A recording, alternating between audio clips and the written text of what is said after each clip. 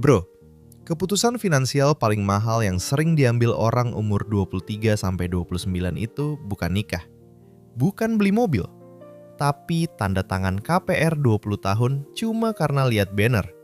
DP 5 juta langsung prima kunci. Kedengarannya ringan, kayak beli gadget cicilan.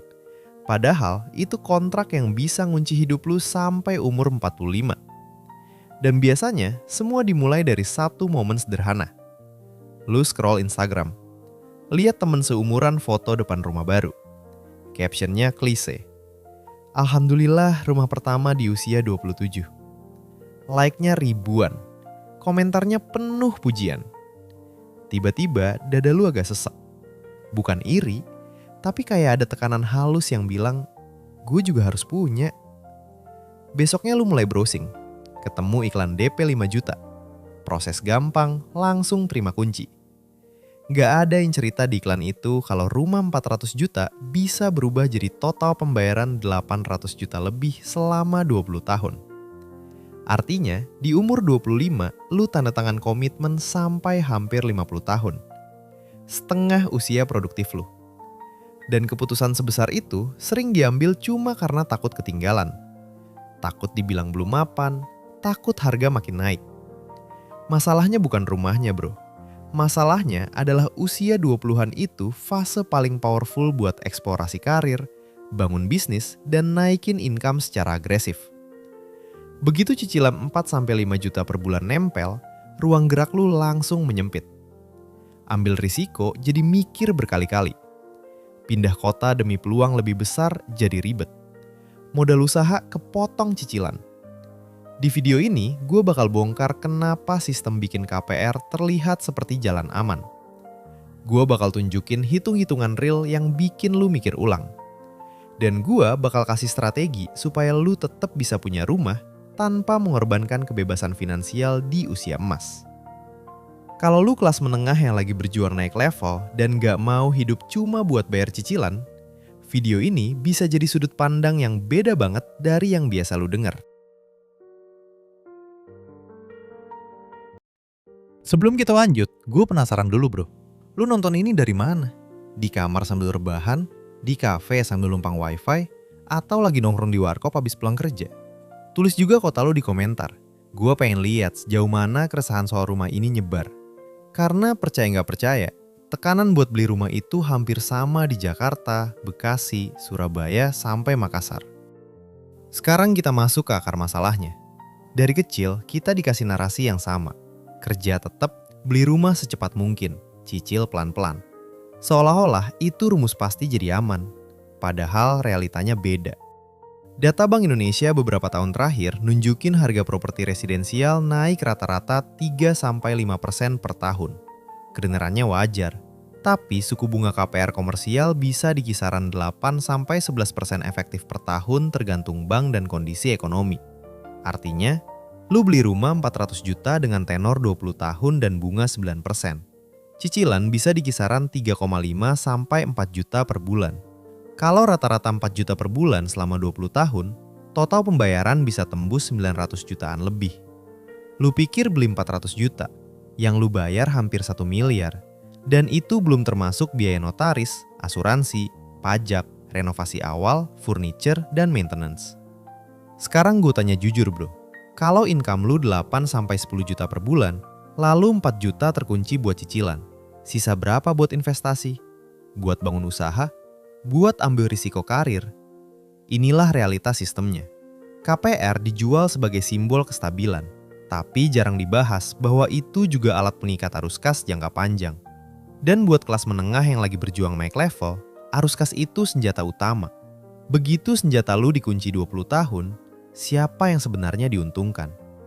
Gas ketik masuk inti kalau lu siap kita bedah logika finansialnya lebih dalam. Bro, sebelum kita masuk lebih dalam, gue minta satu hal. Turunin ego lu sebentar. Jangan nonton ini buat cari pembenaran. Nonton ini kayak lu lagi duduk berdua sama gue. Buka spreadsheet hidup lu sendiri. Tarik napas pelan. Karena yang mau kita bedah bukan rumahnya, tapi cara berpikir kita tentang rumah. Sekarang fokus. Banyak orang bilang, daripada sewa, mending cicil, uangnya nggak hilang. Kelihatannya masuk akal, tapi ini kesalahan logika pertama yang jarang disadari. Sewa itu beli fleksibilitas. KPR itu beli kepemilikan plus kewajiban jangka panjang. Dua-duanya bukan soal benar atau salah, tapi soal fase hidup. Usia 20-an itu fase akselerasi income, bukan fase stabilisasi aset. Di umur segini, penghasilan lu belum di puncak. Skill lu masih berkembang, jaringan lu masih bertumbuh. Artinya, potensi kenaikan income lu masih besar banget. Sekarang bayangin, arus kas lu kayak bensin di mobil balap. Kalau setengah tangki lu pakai buat cicilan rumah tiap bulan, mobil lu tetap jalan, tapi nggak bisa ngebut. Dan masalahnya, di usia 20-an, yang menang itu yang bisa ngebut. KPR 400 juta dengan cicilan 4 juta per bulan itu bukan cuma angka. Itu komitmen 48 juta per tahun. 480 juta dalam 10 tahun pertama. Pertanyaannya bukan mampu atau enggak, tapi apa itu penggunaan terbaik dari 480 juta pertama di usia emas? Karena di 10 tahun pertama karir, idealnya lu pakai uang buat 3 hal. Naikin skill sampai income naik signifikan. Bangun aset produktif yang bisa ngasih cash flow. Dan simpan fleksibilitas buat ambil peluang besar. Begitu cicilan makan 40-50% income, 3 hal itu otomatis melambat. Lu jadi lebih defensif, lebih takut pindah kerja, lebih takut resign buat bangun usaha. Sekarang kita masuk ke konsep yang lebih dalam. Ada 2 jenis aset dalam hidup. Aset konsumtif dan aset produktif. Rumah pertama yang lu tinggali itu secara finansial bukan penghasil uang. Dia justru penguras cash flow bulanan. Iya, nilainya bisa naik.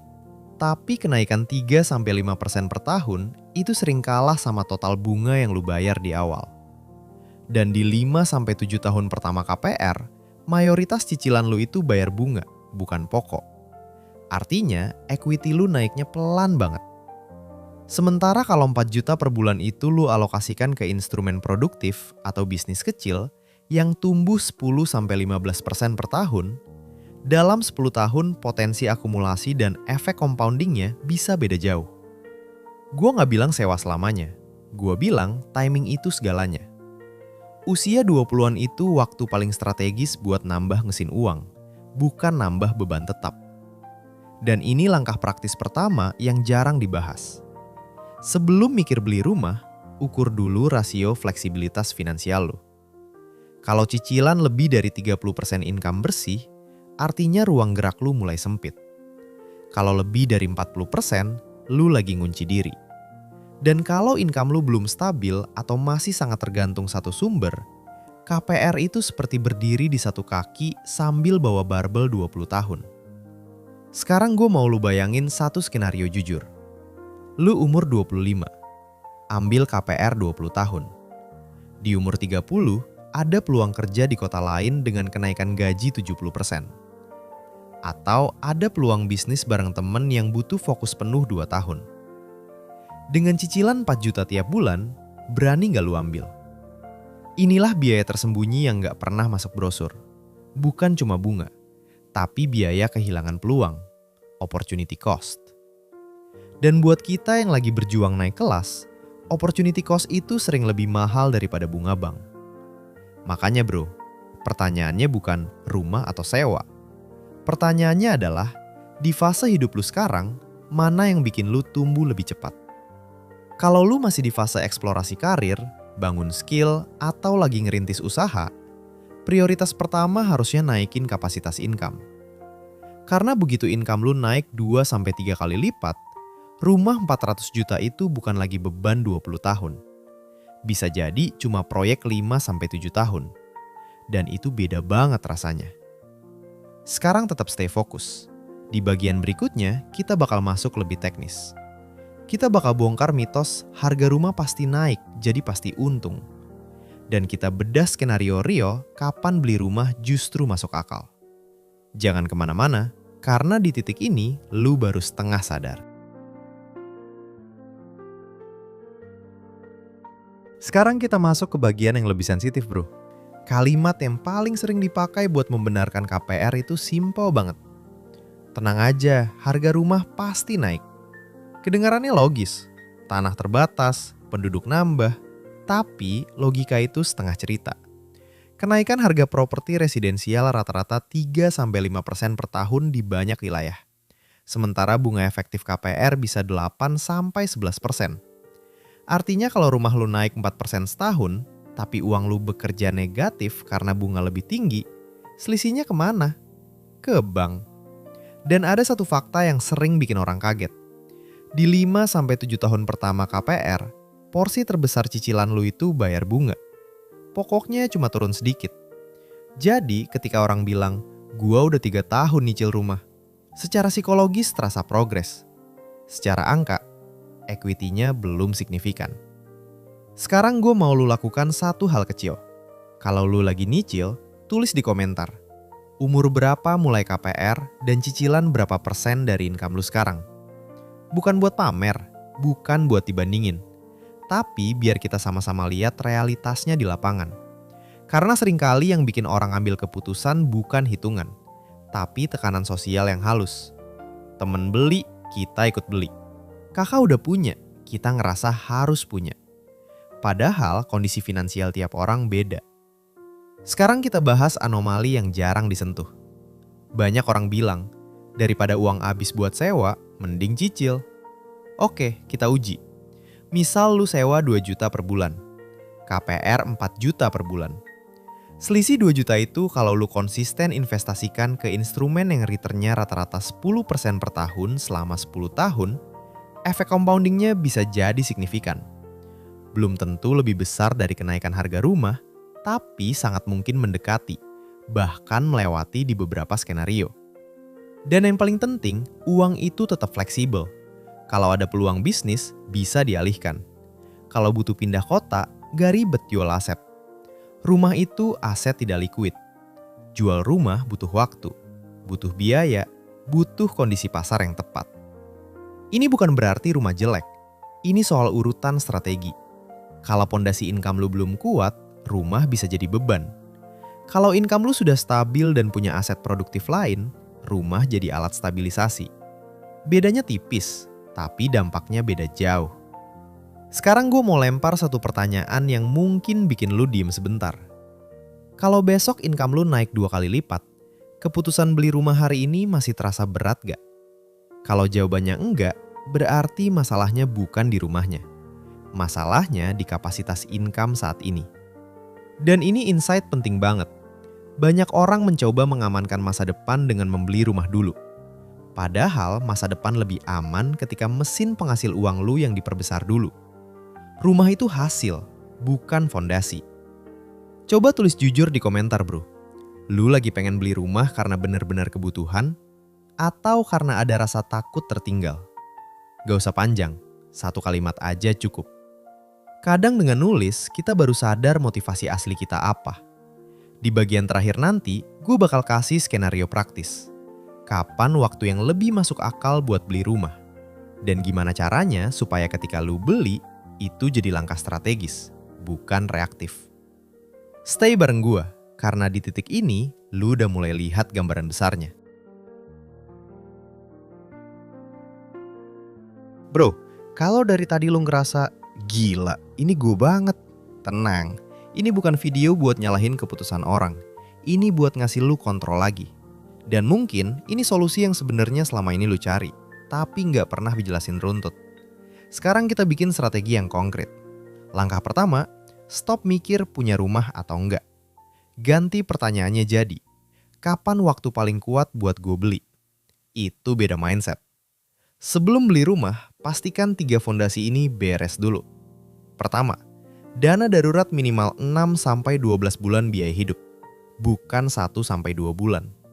Karena begitu lu punya cicilan tetap, risiko kehilangan income itu jadi lebih berbahaya. Kedua, rasio cicilan maksimal 30% dari income bersih. Kalau lebih dari itu, lu lagi mengorbankan ruang tumbuh.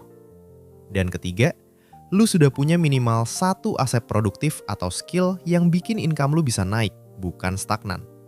Kalau 3 ini belum ada, fokus bangun itu dulu. Sekarang kita bikin simulasi strategi 5 tahun. Misal income lu 8 juta. Lu pilih sewa 2 juta. Selisih 2 juta dari skenario KPR 4 juta, lu alokasikan konsisten ke investasi atau pengembangan skill. Ambil kursus yang ningkatin value lu, bangun side hustle kecil, masuk ke instrumen yang returnnya masuk akal dan terukur. Targetnya 1. Naikkan income jadi 15-20 juta dalam 3-5 tahun. Begitu income lu 20 juta, cicilan 4-5 juta itu cuma 20-25%. Secara psikologis beda, secara risiko juga beda. Lu nggak lagi beli rumah karena tertekan, lu beli karena mampu. Dan ini bagian yang jarang dibahas. Rumah itu bukan alat buat jadi kaya. Rumah itu alat buat stabilisasi setelah lu kuat. Kalau dibalik, hasilnya sering berat. Sekarang kita bahas hambatan paling sering muncul. Tekanan keluarga. Orang tua pengen lihat anaknya punya. Lingkungan bilang sewa itu buang uang. Hadapinya gimana? Jangan lawan pakai emosi. Lawan pakai rencana. Tunjukin roadmap lu. Tunjukin tabungan dan investasi lu berkembang. Ketika mereka lihat progres nyata, tekanan biasanya turun.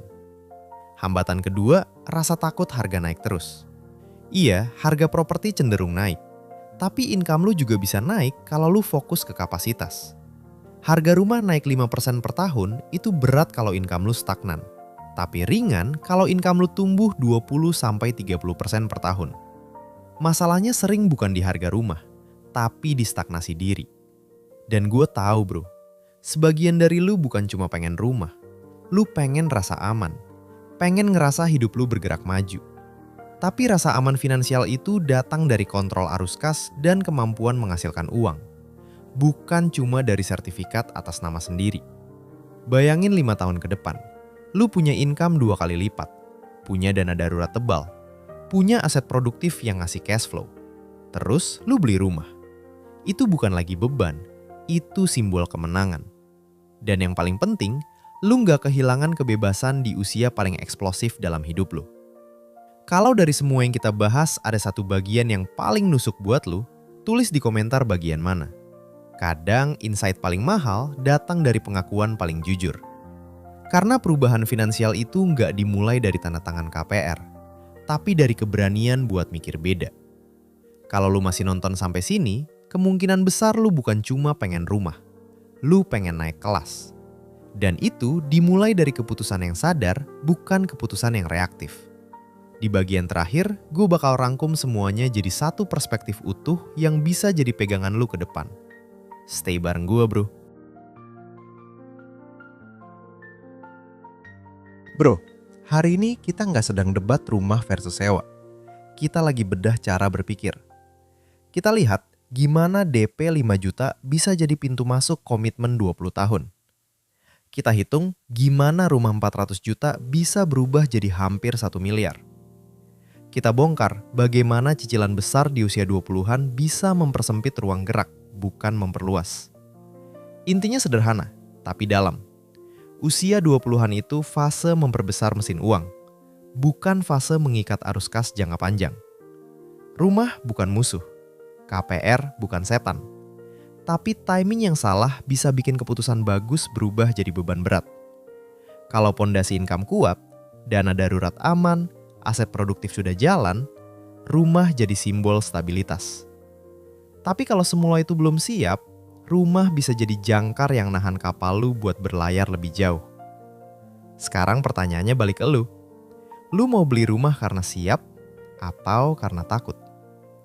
Karena hidup kelas menengah yang sedang berjuang itu bukan soal cepet-cepetan kelihatan mapan, tapi soal pelan-pelan jadi kuat. Kalau obrolan kayak gini bikin cara pandang lu kebuka, berarti kita satu frekuensi. Dan kalau lu ngerasa konten kayak gini perlu lebih sering muncul biar makin banyak yang gak terjebak keputusan reaktif, lu tahu harus ngapain. Sampai ketemu di pembahasan berikutnya bro.